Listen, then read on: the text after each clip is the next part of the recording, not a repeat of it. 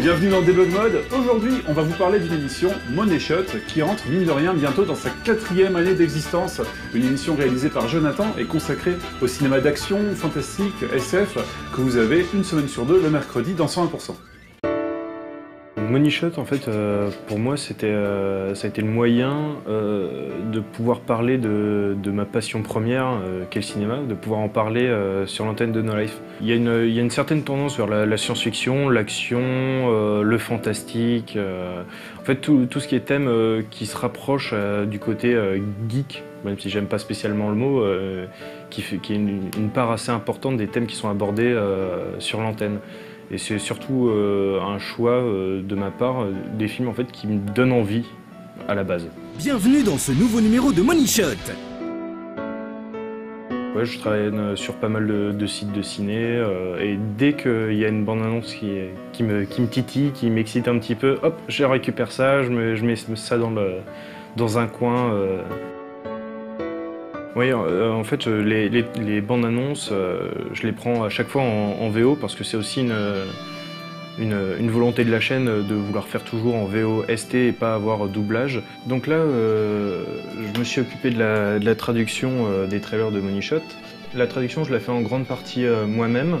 Moi, je suis pas un expert non plus en orthographe, donc je vais aller demander un petit coup de main à Seb, qui est le grand patron.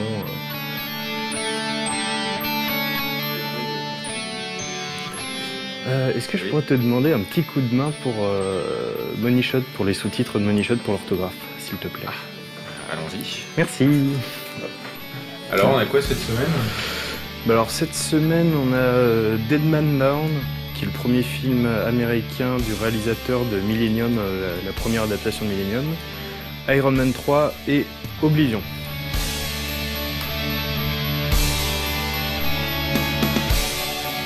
C'est pour tous ces petits détails, tous les petits détails de conjugaison, ce genre de choses, ou alors des fois peut-être des fautes simplement d'inattention que je demande l'aide de Seb. En fait, donc l'émission elle est segmentée en plusieurs parties, une partie texte, présentation et une partie bande-annonce. La volonté de départ, c'était de pouvoir montrer des bandes-annonces de films et que les gens puissent profiter entièrement de la bande-annonce sans être parasités par une voix off ou par d'autres extraits qui viennent à interrompre. Donc il y a une partie de présentation en amont de la bande-annonce avec de l'illustration visuelle et avec un texte que j'écris.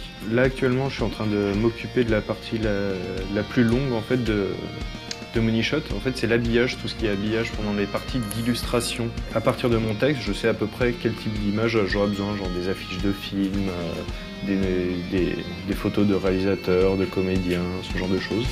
Et ensuite j'anime ça directement dans le logiciel, pour essayer de donner un peu de dynamisme, essayer de coller le maximum possible à la voix. On retrouvera Colin Farrell, Terrence Howard, Dominic Cooper, Isabelle Huppert et Armand Assante.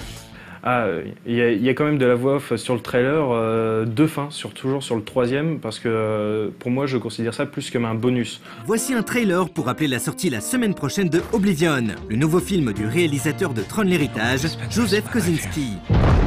En gros, les deux premières bandes annonces, j'essaie au maximum de trouver un lien ou une petite thématique. Et vraiment, des fois, c'est vraiment tiré par les cheveux, le lien. Mais la troisième bande annonce, c'est des films que j'ai déjà chroniqués, déjà en amont, enfin, dans des émissions précédentes. Donc ça sert à rien de refaire une nouvelle présentation, on dit une phrase de texte, voilà, ça va bientôt sortir, ou alors on a une nouvelle bande annonce, elle est super cool. Ou alors des fois ça peut être des films que je pense être intéressants mais qu'il n'y a pas grand chose à dire de plus ou que la bande-annonce se suffit à elle-même. Money Shot, je suis souvent sur le forum, c'est pas franchement l'émission qui attire le plus de commentaires, mais dès qu'il y a justement dès que ça réagit, ça fait toujours plaisir, forcément, parce qu'à la base je fais cette émission-là pour partager ma passion, pour faire découvrir des films, et de temps en temps sur d'autres forums, sur le forum ciné, quand je vois des messages qui me disent « Ah, je suis allé voir ce film-là parce que j'en ai entendu parler dans Money Shot et j'ai bien aimé », et là c'est vraiment une grande satisfaction, ça fait plaisir de faire découvrir.